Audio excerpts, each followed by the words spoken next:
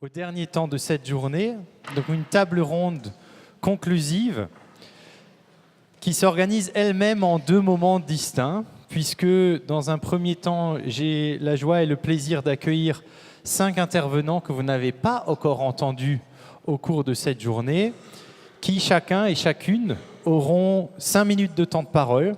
Donc, comme on sort d'un temps de pause, on dira c'est plutôt un apéritif, un amuse-bouche qu'un plat entier. Suite, 5 minutes de temps de parole par personne, suite auquel nous accueillerons les conférenciers du jour. Donc vous aurez devant vous 10 intervenants de toute la journée et vous pourrez échanger dans un temps de dialogue final, soit pour revenir sur ce qui vient d'être dit, soit pour revenir sur des questions qui ont été abordées tout au long de la journée. Évidemment, s'il peut y avoir un dialogue aussi entre intervenants, n'hésitez pas à vous interpeller les uns les autres.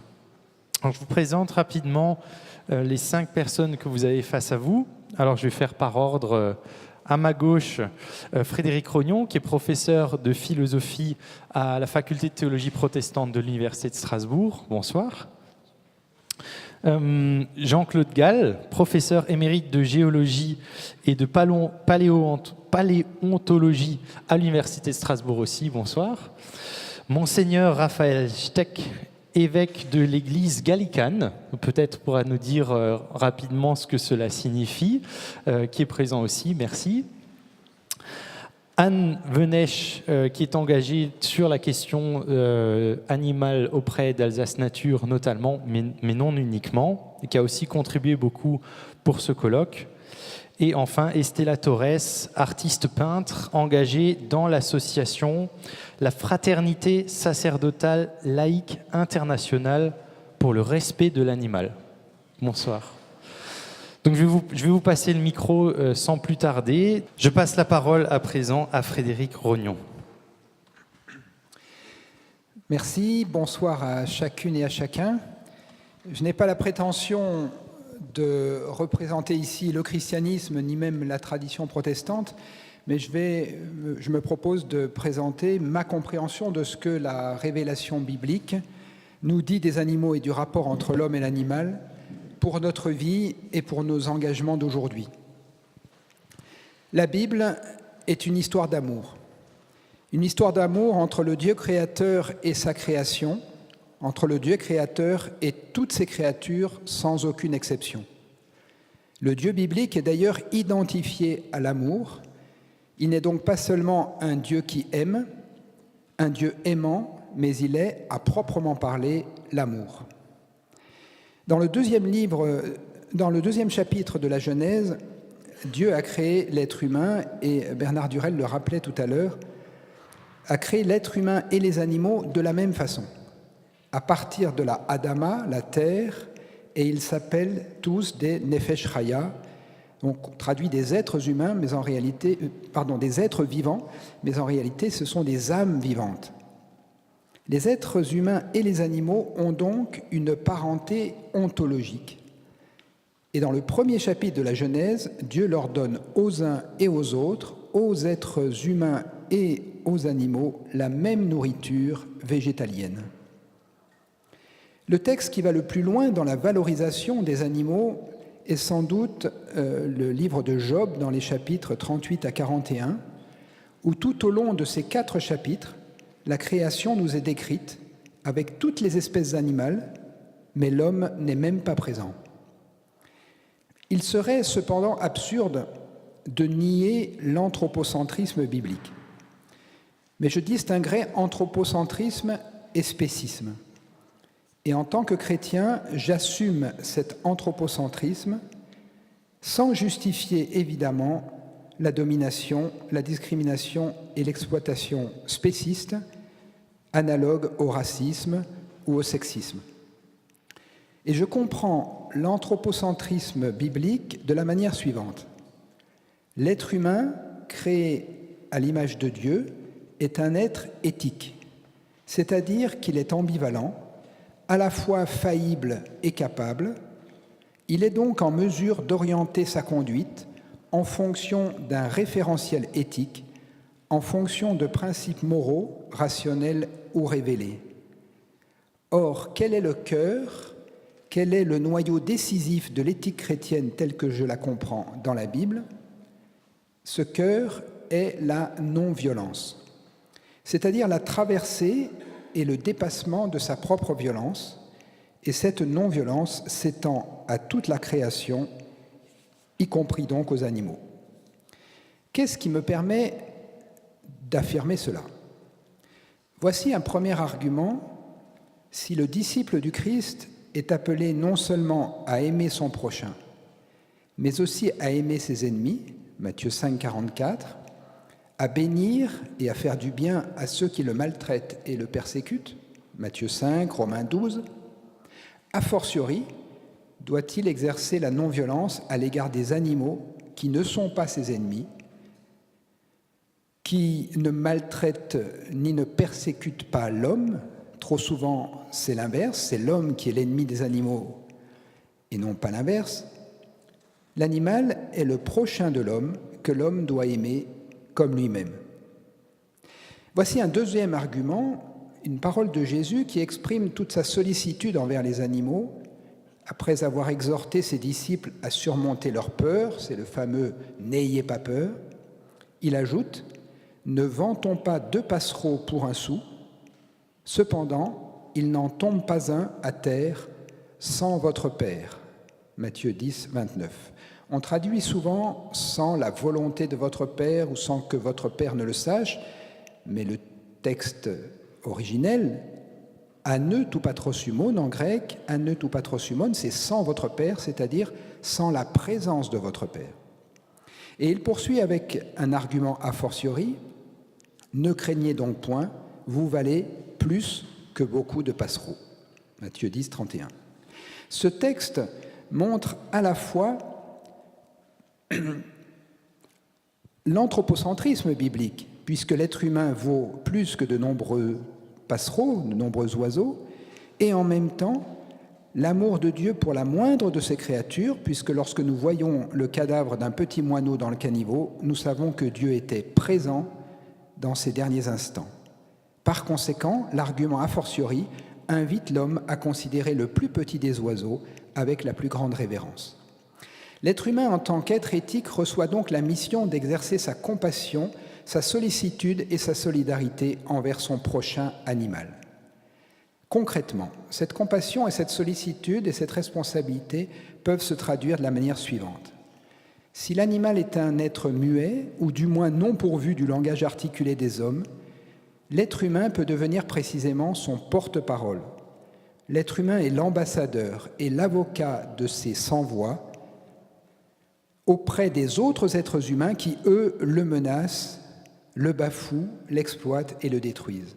En d'autres termes, c'est précisément parce que l'homme est aussi un animal et parce qu'il n'est pas seulement un animal, mais un être éthique, que l'être humain peut adopter une éthique de non-violence envers toutes les créatures et se faire ainsi l'ambassadeur de son prochain, qu'est l'animal.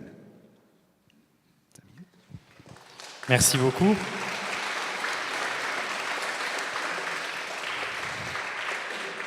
Déjà 2 présentations riches dans leur angle tout à fait complémentaires. Et nous écoutons à présent Monseigneur Raphaël Steck. Merci, bonsoir à tous. Donc, d'abord, petite explication sur l'Église gallicane. Donc, on est une Église catholique indépendante de Rome depuis 1870. Donc, on a un fonctionnement autonome par un synode d'évêques. Et donc, ce qui nous a permis, tout en gardant une liturgie catholique très traditionnelle, en français mais très traditionnelle, de prendre des positions notamment sur la morale. Et on va dire qu'on est une église qui pratique un accueil inconditionnel, c'est-à-dire que nous, on essaye de ne pas faire de discrimination ni de race, ni de sexe, ni de mode de vie, puisque maintenant c'est souvent ça la grande question. Chez nous, tout le monde est le bienvenu. Et en pensant à ça cet après-midi et en écoutant les interventions et en voyant l'assistance, je pense à une petite histoire. Vous avez peut-être vu, il y a eu au mois d'avril ou mai, et on s'est passé sur les réseaux sociaux, il y a eu un colloque sur le droit de la femme en Arabie Saoudite, et on voit une photo avec 150 hommes en train de discuter de ça. Et en dessous, ils ont même fait une petite boutade en mettant une photo d'une quinzaine de chats réunis et c'était marqué colloque sur le droit de la souris. Bah, on est ici pour parler du bien-être animal. Qu'est-ce qui manque dans cette assemblée? Oui. Alors c'est vrai, vous n'avez peut-être pas pensé à les emmener. Pourquoi? Parce que c'est vrai que dans notre fort intérieur, on se dit « Oh, bah déjà c'est dans une église, on ne peut pas y rentrer avec nos animaux ». Alors moi, c'est un petit témoignage que je vais vous donner, c'est que nous, depuis 40 ans, moi c'est plus récent, j'étais pas né encore à l'époque, les animaux rentrent dans l'église avec leur maître, chien, chat, la plus souvent c'est des chiens. Et là, on se rend compte vraiment que les discussions sur est-ce que c'est une personne morale, juridique, tout ça, c'est un être vivant et animé qui est là. Et le contact qu'il peut y avoir, souvent on me dit « Ah, mais ça doit être bruyant ». Non. Ils viennent la plupart du temps, ils sont couchés là. Moi, j'ai vu pendant des années le chien de mon évêque qui m'a formé, qui était couché à ses pieds pendant la messe. Sauf pendant l'homélie, parce qu'il savait que son maître prêchait un peu trop longtemps, alors il allait se réfugier sur les genoux de quelqu'un dans l'assemblée, parce qu'il faisait plus chaud sur les genoux. Mais donc, nous les animaux rentrent, ils sont là avec nous tous, et on pratique plusieurs fois par an la bénédiction des animaux pour leur demander une protection. Bénir, c'est dire du bien d'eux, quelque chose de la part de Dieu. Donc, quand on nous reproche de bénir des animaux, moi ça me fait rire, puisque quand on voit tout ce qu'on a pu bénir au cours de l'histoire, notamment des canons ou des armées, bon, je préfère bénir mes petits frères animaux. Et je vais juste vous donner un témoignage, parce que bon, moi pendant des années, on a été ici en Alsace, ça fait 12 ans, 13 ans qu'on est installé. Moi je suis strasbourgeois, mais on louait une église, donc on ne pouvait pas faire l'accueil des animaux à Wolfisheim. Maintenant, on est à Lingolsheim. D'ailleurs, demain, il y a la messe des animaux. Et on accueille les animaux et je pratique du coup cette bénédiction. Et au mois de juin, on m'a invité à faire une bénédiction pour un rassemblement de l'association Au nom des Galgos, qui s'occupe des chiens traumatisés qui viennent d'Espagne. Je n'ai pas besoin de rentrer dans les détails sur ce qui se passe pour ces pauvres animaux. Et je vais juste vous raconter un petit témoignage, je vais vous parler de Mora. C'est une chienne trauma qui est vraiment gravement traumatisée. Ses maîtresses s'en occupent avec un dévouement hors du commun puisqu'il faut lui réapprendre à marcher. Elle est la plupart du temps allongée sur un lit médicalisé. Elles ont trouvé un lit médicalisé pour pouvoir la protéger. Elle était là lors de cette fête, elles avaient installé le lit médicalisé dans la salle, nous on était tous dehors, et la chienne sursautait à chaque fois que quelqu'un approchait trop près du lit, il ne fallait pas approcher, il fallait aller la voir, mais bon, pas trop près, et tout ça très peureuse. Au moment de la bénédiction, Valérie, sa maîtresse, l'a prise dans ses bras, elle est sortie avec elle, et elle m'a demandé est-ce qu'on peut la faire passer en premier, ce qui était symbolique, et puis j'ai vu Mora arriver, qui s'est mise devant moi avec sa maîtresse et qui s'est laissé faire. Je lui ai juste posé les mains et il y a eu un regard. On le voit sur les photos, puisque d'habitude j'essaye de ne pas tomber dans la sensiblerie, mais même j'ai commencé à pleurer en voyant son regard, parce qu'elle a donné, je crois, tout l'amour que moi je pouvais essayer de lui donner de la part de Dieu par la bénédiction. Elle me l'a rendu au centuple et elle l'a donné à tous ceux qui étaient autour. Parce que ça a fait un phénomène d'émotion autour de nous qui a été formidable. Donc, peut-être est-ce une avancée où les églises chrétiennes pourraient peut-être justement être acteurs à plein temps, c'est d'accueillir les animaux, d'accueillir les maîtres qui n'ont souvent que l'animal pour les aider dans leur vie. Il y a des gens qui sont tout seuls, heureusement qu'ils ont leurs animaux avec eux.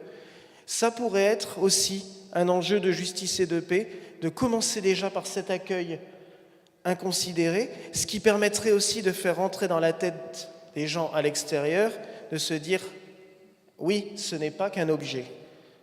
On a cette responsabilité en tant qu'Église chrétienne. Merci beaucoup. Merci beaucoup.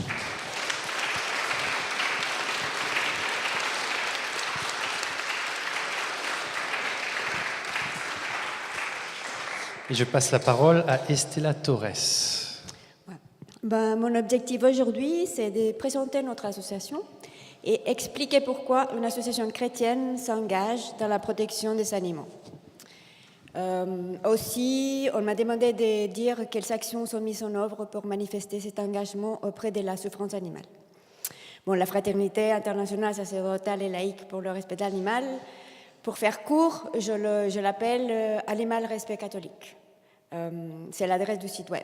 Il a été fondé par l'abbé Olivier Jolaine. Il habite en Suisse, à Genève.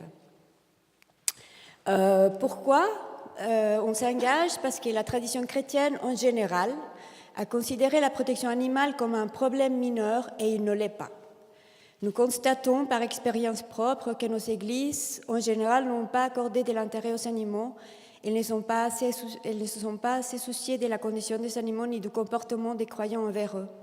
Certains croyants encore pensent que les animaux n'ont rien à voir avec la religion et ils sont indifférents. Cette indifférence provoque de l'incompréhension chez des croyants qui aiment des animaux, une déception et parfois même un éloignement du christianisme. En même temps, actuellement, il y a de plus en plus de gens qui commencent à parler pour les animaux. Et ces gens sont contre la cruauté et l'exploitation. Et ils viennent dans tous les domaines, l'éducation, la science, la politique. Et parmi eux, il y a des chrétiens, mais qui ne sont pas soutenus par les communautés religieuses. Et c'est précisément ces mêmes communautés religieuses à qui devrait concerner la souffrance animale. Ils sont en position de rendre public le besoin d'une reconsidération du statut moral de l'animal. Et ce sont eux qui sont silencieux. Si ces communautés religieuses se mettraient du côté des animaux, cela ferait une énorme avancée pour la condition animale. Les croyants commenceraient à suivre. La protection animale devrait faire partie intégrale des responsabilités des chrétiens. Le dessein de Dieu sur sa création et ses créatures n'est pas la violence ni l'exploitation. C'est celle du respect, de la compassion, de l'amour, de la paix. C'est pour ça que pour nous, c'est important de proposer une autre voie, une autre tradition positive envers la création.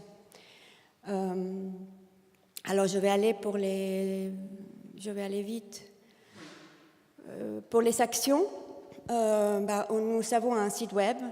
La Fraternité, à travers son site web, veut informer, questionner, mais aussi rassembler tous les croyants qui aiment les animaux et qui ne se sentent pas soutenus par leur Église.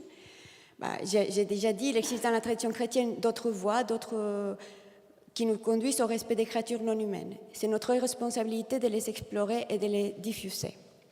Les actions ponctuelles, au concret, nous, on a comme objectif d'être un relais d'information ainsi qu'un lieu de questionnement et de réflexion. Nous travaillons à la création d'un réseau chrétien ouvrant pour la défense des animaux. Il est important de communiquer entre nous et de nous rassembler pour agir ensemble et favoriser l'émergence et le développement d'une théologie de l'animal.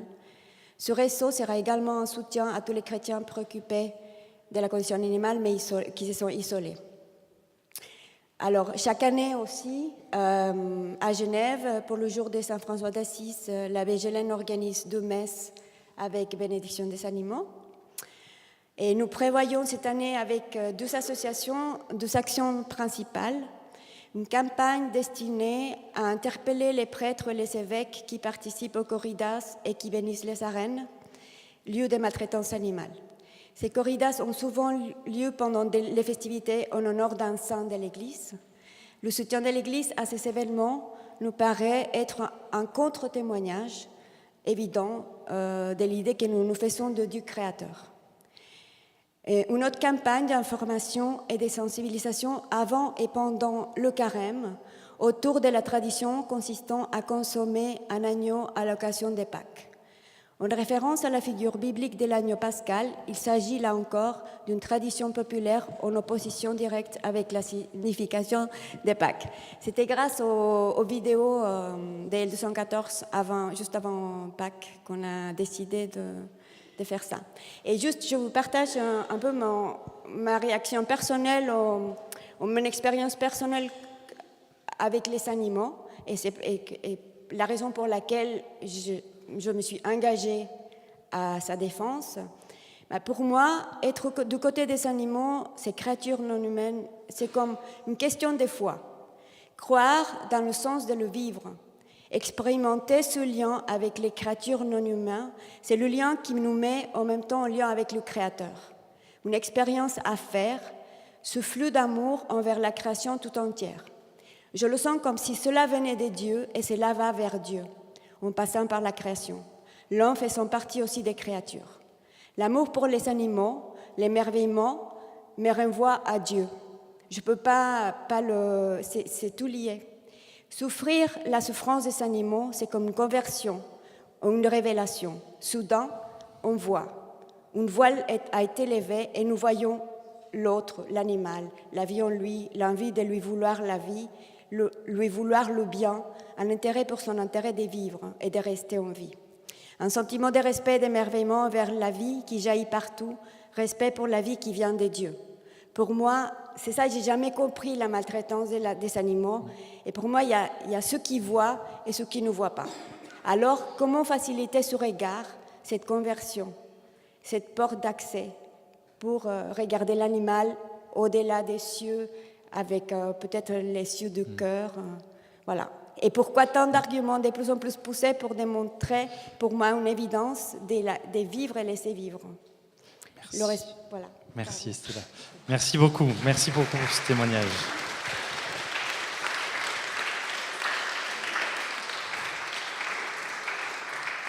Et nous écoutons Anne pour finir.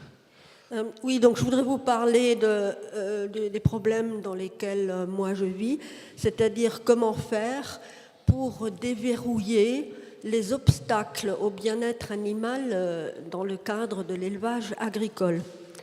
Alors, comment déverrouiller ces obstacles ?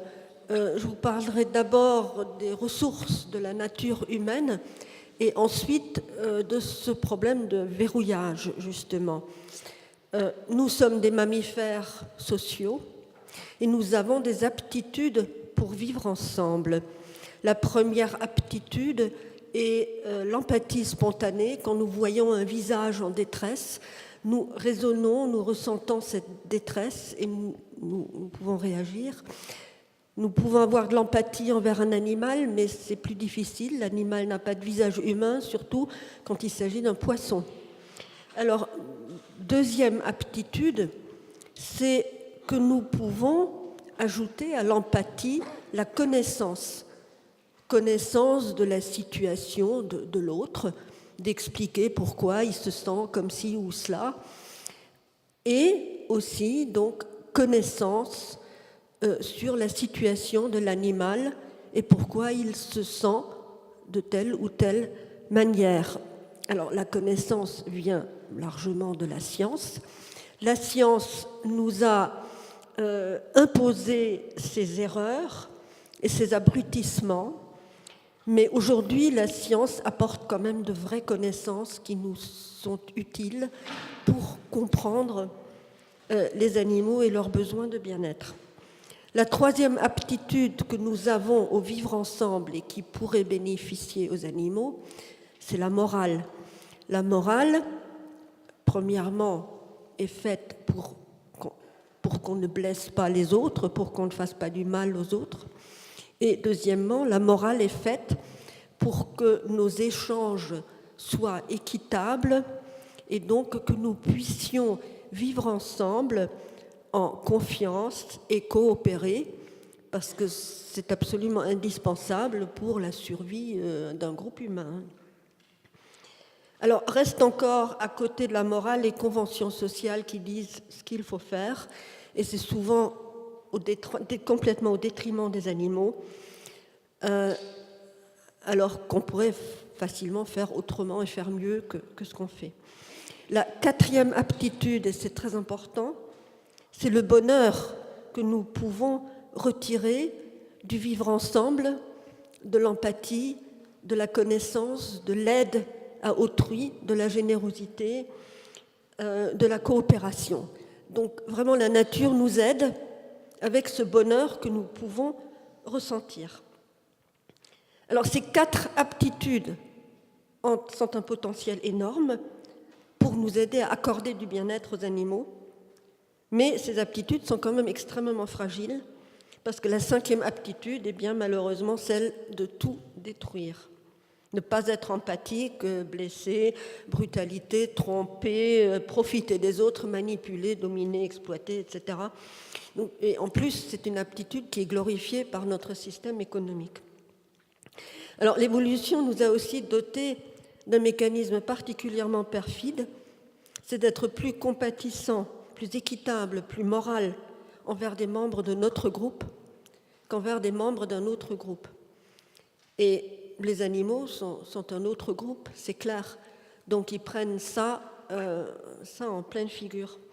Et c'est bien ça ce qui a permis les guerres entre peuples, la guerre contre les animaux.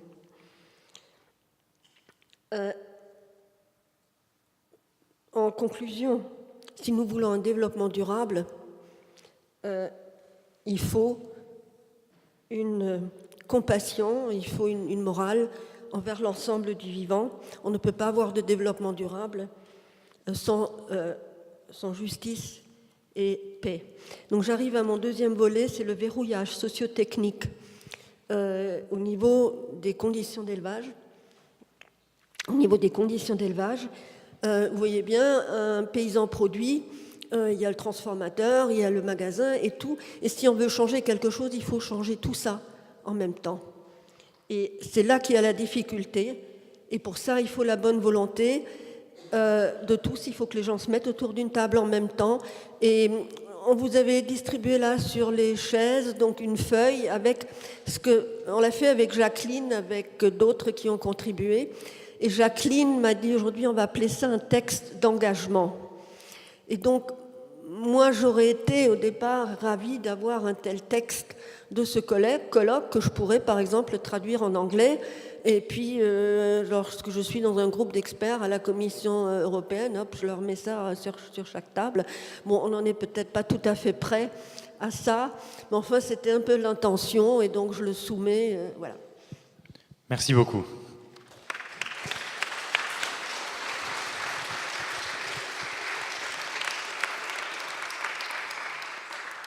J'invite à présent les 5 conférenciers de la journée à nous rejoindre et nous avons une demi-heure devant nous pour un temps de dialogue conclusif.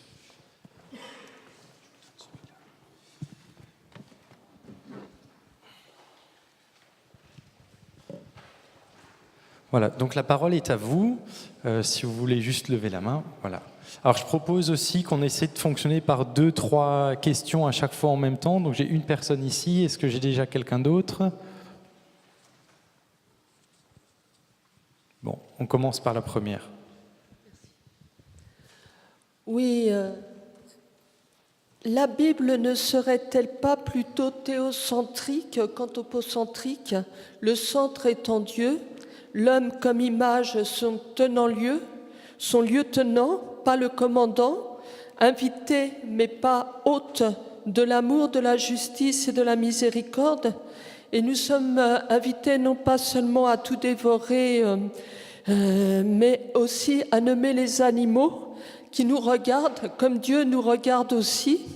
Et donc il faut se rappeler qu'il a fait alliance non seulement avec les humains, mais avec les animaux, même lorsqu'il a donné l'autorisation de les manger. Donc voilà, alors la Bible ne serait-elle pas plutôt théocentrique? Merci. Est-ce qu'il y en a une deuxième tout de suite de questions? Donc je donne la parole à qui veut la prendre. Je me sens visé. J'imagine que cette question m'est adressée entre autres, donc je veux bien répondre. Alors, il faut s'entendre sur les termes, bien sûr. Qu'est-ce qu'on entend par anthropocentrisme, par spécisme, par théocentrisme? Pour ma part, j'entends anthropocentrisme au sens de regarder le monde à partir d'une grille de lecture qui est humaine. Et pour moi, la Bible est un texte écrit par des hommes, inspiré par Dieu, si on est croyant on peut dire inspiré par Dieu, mais néanmoins écrit en langage humain. Et c'est en cela qu'il me semble que la Bible est écrite à travers un prisme, à travers une grille de lecture qui est humaine. Mais vous avez raison de dire que, évidemment, Dieu est au-dessus, puisqu'il est transcendant, il est au-dessus de la création, et il à la fois transcendant et incarné, c'est-à-dire qu'il vient vers la création pour manifester son amour. Donc voilà, je vous rejoins tout à fait. Après, il faut savoir ce qu'on met derrière les termes. On avait une réaction de Corinne Pelluchon. Oui, moi je voudrais juste faire une remarque. Il y a dans la Genèse, alors vous saurez exactement où, cette phrase « Dieu fit les animaux selon leur espèce ». Ça ne veut pas dire selon l'espèce ou le goût de l'homme. L'anthropocentrisme, c'est l'idée que la valeur des êtres est jugée à l'aune de l'utilité de l'homme. Donc ça veut dire que vraiment, dans ce texte au moins, en plus il y a plusieurs récits de la création, mais en tout cas dans ce texte au moins, il n'y a pas trace d'anthropocentrisme. Alors ça, si c'est théocentrique, ça c'est autre chose. Mais ça c'est quand même intéressant parce que souvent, la Bible, enfin le christianisme est accusé d'avoir, vous l'avez dit, lancé une sorte de cycle maudit aboutissant à justifier la domination, ce qui n'est pas du tout le cas.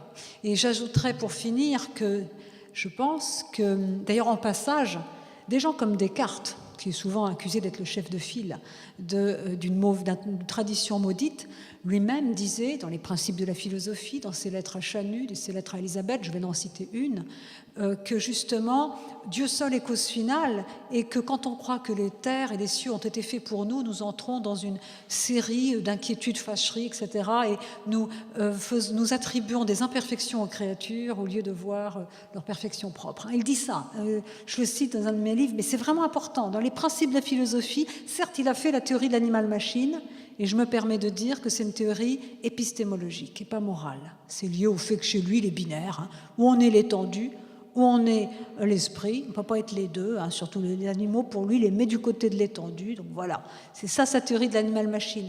Mais c'est pas du tout, c'est un contresens que de faire de Descartes un anthropocentriste, puisque seul Dieu est cause finale chez lui. Et c'est vraiment toute la Renaissance, Descartes, même les modernes, n'auront pas cette idée de l'homme comme avec cette posture dominatrice. Elle viendra plus tard, notamment, je crois, au XVIIIe siècle, où vraiment là, il y a l'idée que l'homme peut se servir de la nature, des autres êtres, avec un usage tout à fait instrumental de ces êtres. Donc c'est quand même, voilà. J'ai pas dit que le ver n'était pas dans le fruit, peut-être, ça c'est une autre question, mais en tout cas, je crois qu'on a souvent tort et vraiment, la position de la Bible, qui est celle de l'intendant, Dieu, l'homme est l'intendant ou le jardinier de la création qui lui a été confiée, eh bien, ça veut dire qu'il ne la possède pas, eh bien, cette position sera abandonnée au fur et à mesure.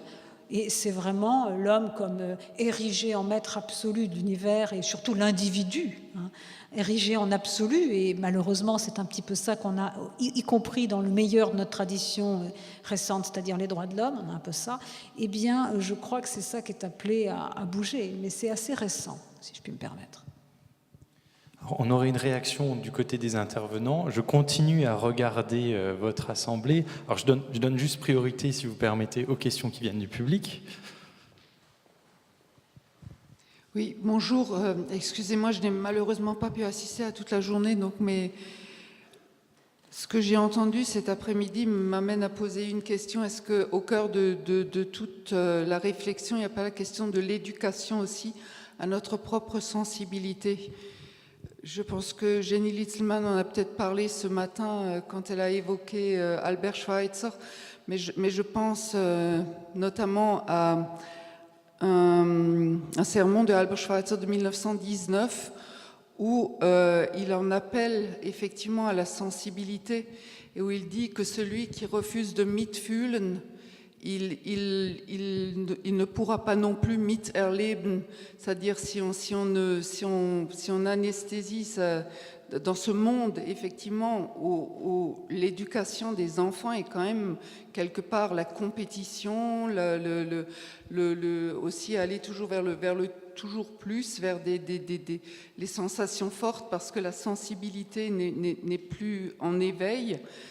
Est-ce que toute notre problématique de notre relation au monde, aux animaux, à notre environnement ne repose pas en grande partie dans cette question de la relation à notre propre sensibilité. Merci. Comme il y a une citation d'Albert Schweitzer, je ne sais pas si peut-être Jenny souhaite prendre la suite. Il y a un micro en bas, oui.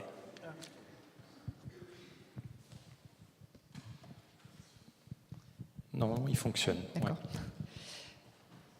Ouais. Qu'est-ce que tu entends exactement par l'éducation à notre propre sensibilité ?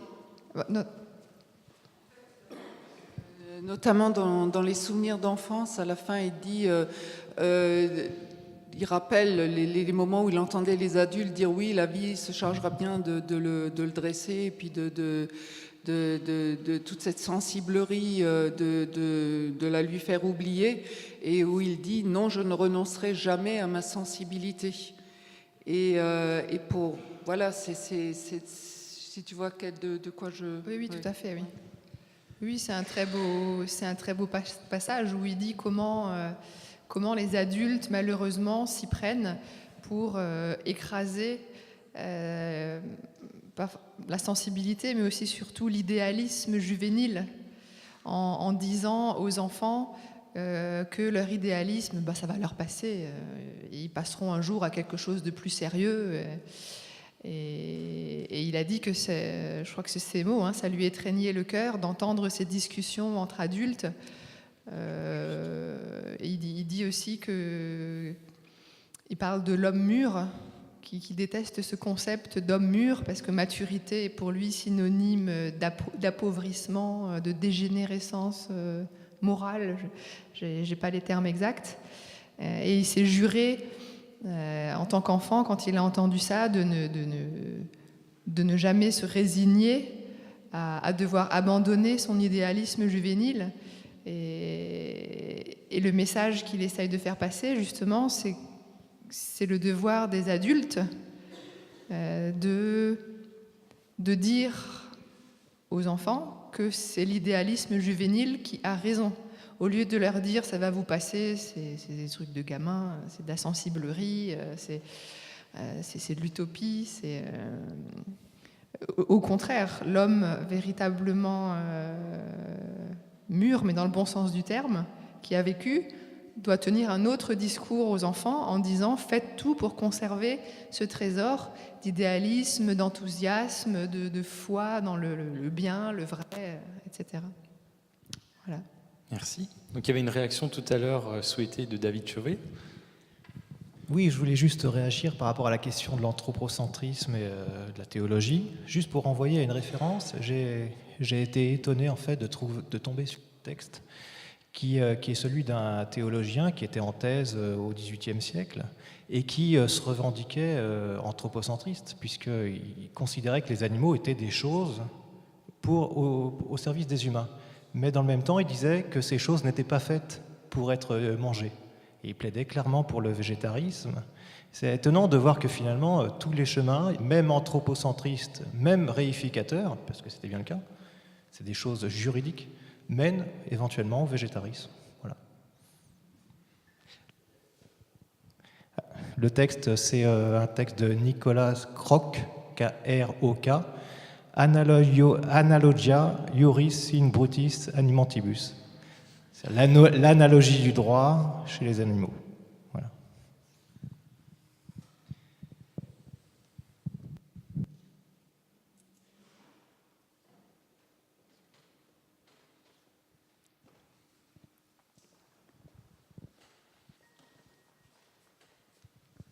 Merci. Moi, je voulais dire que j'étais très, très heureuse déjà qu'un tel colloque soit organisé, disons, dans un lieu chrétien, que j'ai entendu également ce que M. Frédéric Rognon a dit à propos de la Bible, et ça me... Là aussi, je suis très contente d'entendre ça, mais j'ai aussi l'expérience, j'ai cheminé un certain temps avec le protestantisme, avec les églises protestantes, et je sais aussi à quel point, c'est très difficile de faire passer, ne serait-ce que l'idée que les animaux pourraient être objets de considération auprès des chrétiens, y compris qu'ils soient protestants, catholiques ou autres, parce que enfin, globalement, l'idée qui reste dominante, c'est que, enfin, de toute façon, ce n'est pas un sujet sérieux. Ensuite, effectivement, ils sont faits pour nous. La création est faite pour nous. Bon, ce qui est une idée complètement puérile, à mon avis. Enfin, voilà. Mais voilà. Enfin, je me demande comment est-ce qu'on peut essayer. Enfin, c'est encourageant, évidemment, mais comment on peut faire comprendre finalement aux chrétiens que en se servant de cette image de Dieu finalement pour justifier objectivement une domination et une exploitation et enfin une cruauté envers les animaux, ils font de Dieu une idole d'une certaine façon. Enfin, ils donnent une représentation de Dieu qui, à mon avis, est extrêmement contre-productive et idolâtre, parce que finalement Dieu devient effectivement la projection de moi-même que j'utilise pour justifier ma violence contre d'autres êtres. Donc, à mon avis, c'est vraiment un contre-témoignage, mais bon, c'est difficile à faire passer. Pour ce qui concerne le protestantisme, je dirais surtout le protestantisme français, on a vraiment du chemin à faire encore pour faire passer ces idées dans nos églises. D'autres églises protestantes à l'étranger ont bien plus avancé sur le plan de la prise de conscience. Néanmoins, il y a déjà des prises de conscience et qui ne sont pas forcément si récentes que ça. Je vais prendre juste un exemple, parce qu'on a, à juste titre, tout au long de la journée, fait un rapport entre le capitalisme et l'exploitation des animaux. Or, il y a, depuis Max Weber, un lien qui est fait entre le protestantisme et le capitalisme. Mais le protestantisme, pour parler de celui-là et pour balayer devant ma porte, le protestantisme a aussi produit d'autres choses, et je prends juste que le capitalisme. Et je prends juste l'exemple d'un auteur auquel je viens de consacrer un ouvrage, mais un auteur qui est très peu connu, qui est Charles Gide, l'oncle d'André Gide. À la fin du XIXe siècle, eh bien, en 1891, il écrit, il plaide en faveur du végétarisme. Il écrit bientôt la viande... un jour sur la table de famille où le père appelle la bénédiction de Dieu, on ne verra plus figurer des plats qui représentent la souffrance et la mort de quelques créatures de Dieu. Il écrit ça en 1891. C'est donc un auteur protestant important à l'époque, mais qu'on a oublié aujourd'hui. Et petit détail, il était d'Uzès, à côté de Nîmes, et il était un militant anti-corrida dans les années 1890 à Nîmes. Je crois qu'il fallait le faire. Donc voilà, on a quand même un peu d'espoir de voir qu'il y a des figures comme ça et des prises de conscience qui se font petit à petit, mais il faut encore se retrousser les manches. Corinne Pelluchon, oui. Oui, alors à votre question, moi j'aurais deux réponses, mais je dirais d'abord que les religions sont des sources de la moralité, et peut-être faudrait-il aujourd'hui les retraduire ou les réinvestir à la lumière des questions qui nous intéressent. Je prends un exemple, la vertu chrétienne d'humilité, ou d'humilité vertueuse, puisque Descartes également en parle, la compassion, toutes ces questions-là demanderaient à être pensées non pas seulement pour éclairer les relations entre les humains, les relations intersubjectives, mais aussi pour éclairer notre rapport à nous-mêmes et aux autres vivants, en particulier aux animaux. La compassion, etc. Enfin, tout à l'heure, il a été question du Cantique des créatures de saint François d'Assise. Eh bien, celui appelle les autres vivants, donc sœurs et frères, mais aussi la mort, ma sœur. Et donc, il y a un rapport entre le rapport à ma vulnérabilité, à ma mortalité, que j'ai en partage avec les autres vivants. Je parlais tout à l'heure de ce non-pouvoir au cœur du pouvoir que nous partageons avec eux, et la mortalité en est une des emblèmes. Eh bien, cette réflexion sur la mortalité, sur notre mortalité qui nous atteint, qui les atteint, notre finitude, est une clé d'entrée pour penser un rapport au monde qui soit exempt de domination. Au contraire, la domination est toujours partie liée avec la toute-puissance. Et c'est pourquoi aujourd'hui, les technologies en sont un allié de ce comportement. Et je crois que donc il y aurait un effort de traduction en un langage rationnel, en ce sens-là disponible pour tout le monde, de ce qui est enfermé dans les textes des différentes religions. Et ce travail-là n'est pas suffisamment fait. Il a été fait par certains philosophes autrefois, un peu Jankélévitch un petit peu aussi Paul Ricoeur, mais ce n'est pas assez fait. Enfin, deuxième, et ce sera ma dernière réponse, tout à l'heure il a été indiqué dans une question, la question de la sensibilité, de se réconcilier avec sa propre sensibilité pour aborder la question animale. Je crois que c'est une clé tout à fait importante. Et dans le second discours sur l'origine et les fondements de l'inégalité parmi les hommes, un texte magnifique de, je crois, 1762, une petite note de Rousseau, il parle de la pitié. Un texte qui sera commenté en 1973 par Claude Lévi-Strauss. Et il dit, alors moi je vais l'employer, la pitié c'est une identification non réflexive et prélogique, qui précède la distinction entre moi et autrui, une identification avec tout être sensible qui souffre par-delà les frontières de l'espèce. Donc, il y a aussi dans le contrat social, Rousseau dit en fait qu'il y a une quatrième sorte de loi qui garde un peuple dans l'esprit de son institution, c'est la morale, les mœurs, et la pitié en fait partie. C'est-à-dire que, en fait, sans pitié, la pitié n'est pas la justice, la pitié n'est pas la morale, puisque c'est une condition sensible, c'est le moment du sensible de la morale. Mais est-ce qu'il peut y avoir une morale et une justice sans pitié ? Vous voyez ? Et ça, je crois qu'on a l'écho de cela, à la fois chez Claude Lévi-Strauss, quand il dit justement, Rousseau, il célèbre le grand Rousseau en disant, eh bien justement, sans pitié, ni loi, ni mœurs, ni vertu qui tiennent. C'est ça qu'il veut dire. Alors pour continuer aussi, je repensais à ce que la dame a cité tout à l'heure. Dieu a donné l'autorisation à l'homme, et même le pouvoir, de nommer les animaux, mais ce n'est pas forcément un pouvoir de domination, parce que beaucoup, justement, se justifient en disant « bah oui, mais bon, si Dieu a donné aux hommes le pouvoir de nommer les animaux, on peut en faire ce qu'on veut ». Non, quand on adopte un animal actuellement, c'est nous qui lui choisissons son prénom, mais pour un enfant aussi, la plupart du temps. Et c'est plutôt une responsabilité, je pense, que Dieu a donnée à l'homme envers l'animal, comme on pourrait voir, si on reste dans le concept de la fraternité que saint François nous a enseigné, je pense qui est le meilleur moyen de parler de notre relation avec les animaux, parce que on a utilisé aujourd'hui beaucoup de termes compliqués qui, entre nous, vu qu'on est tous à peu près dans ce milieu, on les comprend très bien, on les utilise sans problème.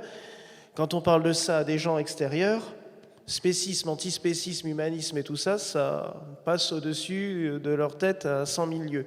La fraternité et que les êtres humains, les animaux humains, on va dire, par rapport aux animaux non humains, puissent être des grands frères ou des grandes sœurs qui protègent, qui couvrent de leur aile les animaux, peuvent être une option qui peut être sympathique aussi et qui soit beaucoup plus compréhensible pour le commun des mortels. Je pense vraiment que la Bible nous a donné non pas un pouvoir de domination, que le Seigneur ne nous donne pas un pouvoir de domination, mais en nous donnant ce droit de nommer les animaux, vraiment un devoir de protection, un devoir d'aide, d'entraide envers ces animaux qui, contrairement à nous, ne peuvent pas forcément s'exprimer, même s'ils savent très bien se faire comprendre la plupart du temps, souvent même mieux qu'avec des paroles, mais bon, ça peut être déjà une belle piste aussi, et un moyen de comprendre les choses différemment. Et je pense juste à un adage qui était utilisé beaucoup au Moyen-Âge. À cette époque-là, les anges, on y pensait un peu plus peut-être que maintenant. L'Ancien Testament fourmille d'histoires avec des anges, mais on disait que l'homme soit pour l'animal ce que les anges sont pour l'homme. C'est une très belle chose, et puis ça montre bien cette espèce de communion, cette espèce de famille qui peut aller au-delà même du vivant terrestre, mais avec le vivant spirituel aussi. Donc voilà un petit peu. Merci beaucoup. On va prendre une dernière question, puisque nous arrivons à la fin de notre dialogue. Alors on va les écouter les deux, mais alors soyez hyper courts. Merci. J'ai apprécié ce que j'ai entendu et j'aimerais apporter le point de vue, si ça n'a pas été abordé, parce que je suis malheureusement trop malade pour avoir assisté à tout le colloque, le point de vue d'une bouddhiste tibétaine. C'était juste pour dire que dans le bouddhisme et également chez les Amérindiens, Amérique du Nord, Amérique du Sud.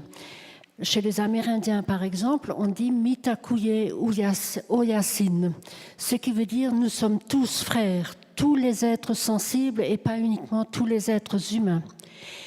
Donc, en fait, si par exemple, dans l'un ou l'autre cas, et dans le bouddhisme tibétain, maintenant j'en viens plus précisément à cela, on mange occasionnellement des animaux, on fait une prière spéciale pour qu'ils puissent évoluer vers la précieuse vie humaine qui est le fondement de, après un certain temps d'évolution spirituelle pour arriver à l'état de Bouddha. Donc, si on mange de la viande, on souhaite que cet être arrive dans la précieuse vie humaine et par là arrive à l'état d'éveil. Naturellement, cela ne veut pas dire qu'un animal ne peut pas arriver à l'ultime éveil. Néanmoins, dans le bouddhisme tibétain, il est considéré comme extrêmement favorable d'obtenir une précieuse vie humaine parce que c'est la voie la plus directe et la plus facile. Bon, voilà, j'ai certainement oublié des tas de choses, mais en gros, c'était ça que je voulais dire. Merci. Au revoir. Merci pour ce partage. Et on a une dernière, donc là, une question.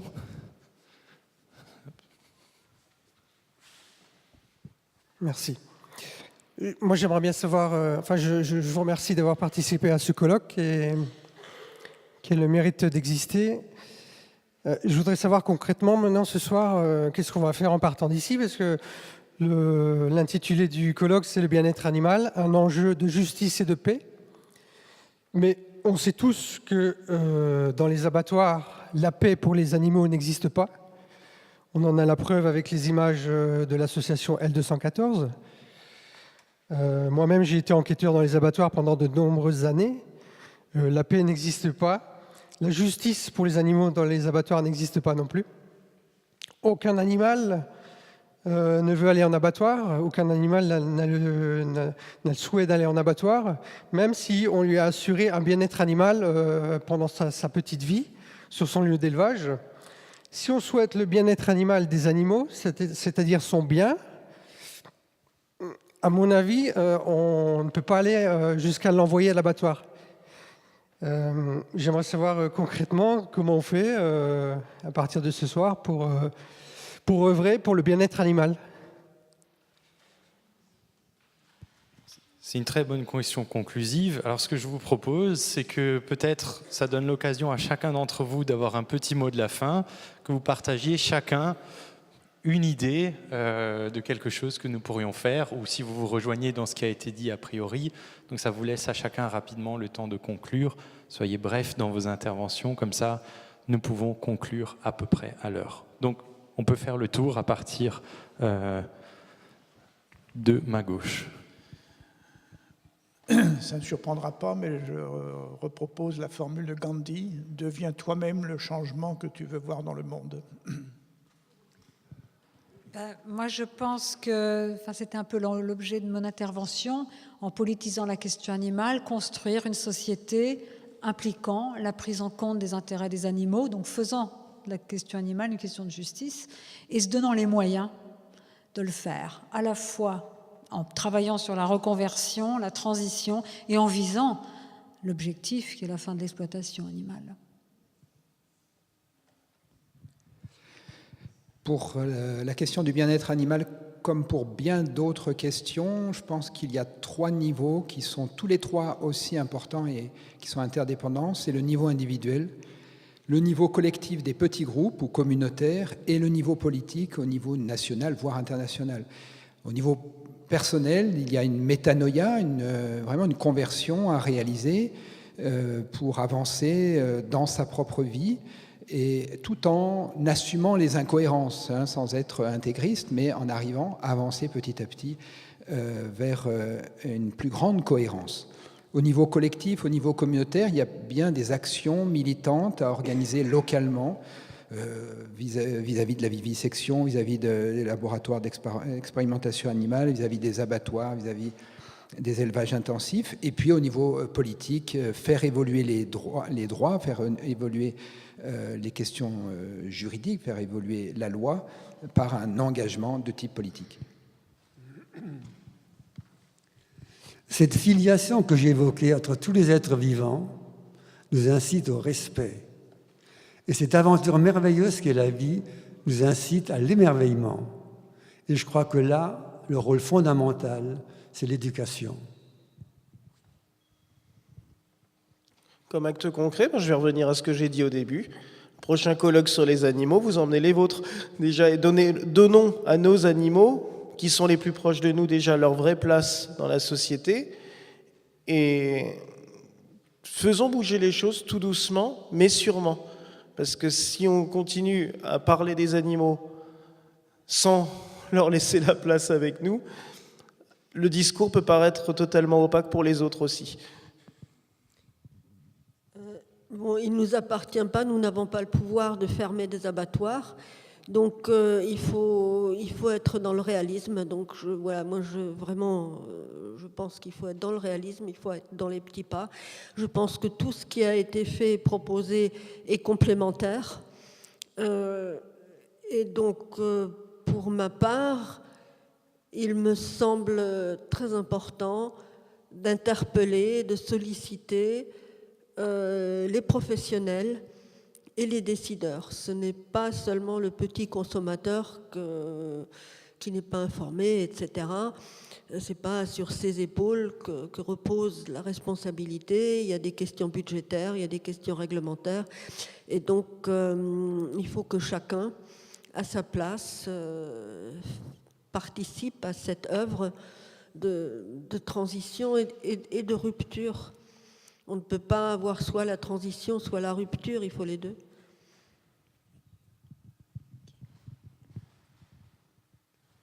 À part l'information, à part le dévoilement de la vérité, comme fait L214, au niveau personnel, et pour moi c'est très important l'expérience. Comme je disais, faciliter ce regard, ce contact avec l'animal, ce lien qu'on fait. Une fois qu'on voit vraiment l'animal au-delà de nos yeux, je pense que je ne peux plus le manger, je ne peux pas le tuer, je ne peux pas lui faire du mal. C'est ce lien qui me tient, je ne sais pas comment l'appeler, mais cette communion avec l'animal, il faut, je ne sais pas comment le faciliter ou le promouvoir ou inviter les gens à être en contact avec les animaux.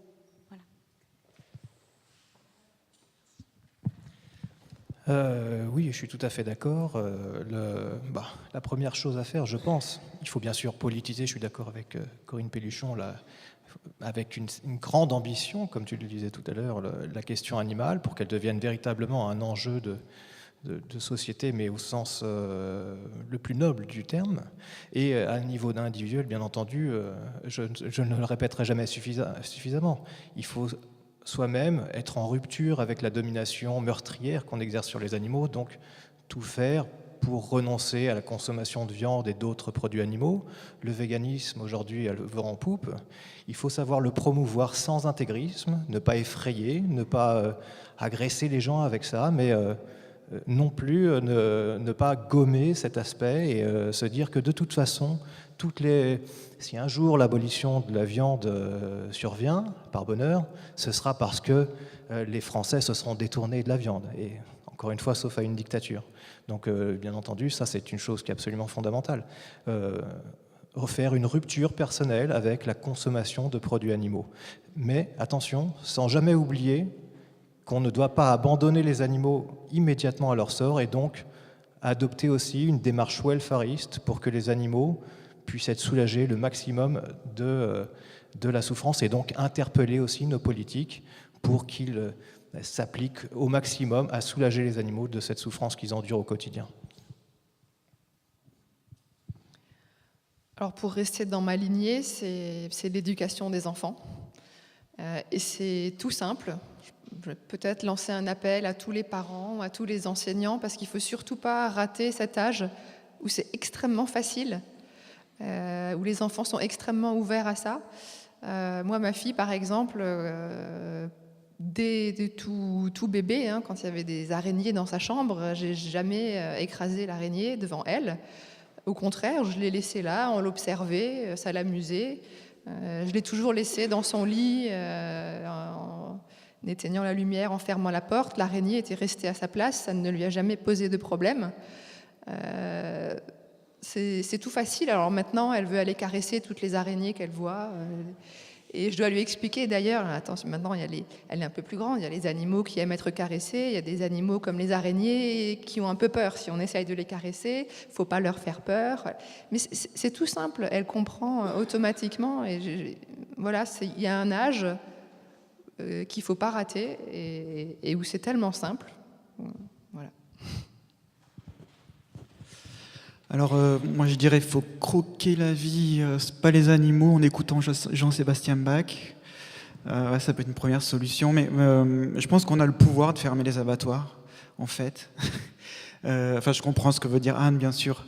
C'est pas en contradiction, et c'est que faut y croire. Et je rejoins voilà un peu tout ce qui a été dit. Je pense c'est l'engagement qui est vraiment important. On a une responsabilisation et un engagement. Et le faire de façon le plus intelligente, le plus efficace possible.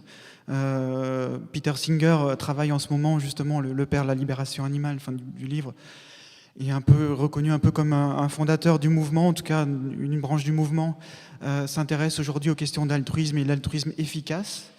Et je trouve que c'est très important, cette notion. La situation est urgente, elle est grave, et on se doit non seulement de s'engager, mais d'essayer de le faire avec le plus d'intelligence possible. Alors bien sûr, on n'a pas la science infuse, il faut tâtonner, il faut reconnaître et évaluer les stratégies qui sont utilisées. Et ça me semble voilà, très, très important. Et dernier point, on a beaucoup de personnes qui s'engagent sur les réseaux sociaux, et justement cette violence, quand on reçoit les images, au départ, on le voit avec des militants un peu en colère. Et avoir une attitude qui corresponde au monde qu'on souhaite voir venir, un monde plus juste, un monde de paix, c'est aussi le montrer par son attitude. Et voilà, c'est souvent un problème d'avoir des militants trop agressifs et qui militent pour un monde de paix en étant très agressifs, et le message a beaucoup de mal à passer. Voilà, donc il faut travailler, parce que les choses ne vont pas arriver toutes seules. Mais on peut s'appuyer aujourd'hui justement sur l'empathie, sur des sentiments qu'on a un peu tous de façon facile. On voit à travers les animaux des émotions qu'on ressent nous-mêmes. S'appuyer là-dessus. Et je pense que le mouvement aujourd'hui, voilà, il y a un vrai mouvement de fond dans tous les pays qu'on sent peut-être moins en France, mais qui arrive aussi, qui est déjà dans les pays anglo-saxons. Mais voilà, message d'espoir en tout cas. Mais on peut faire fermer les abattoirs. Merci beaucoup à tous.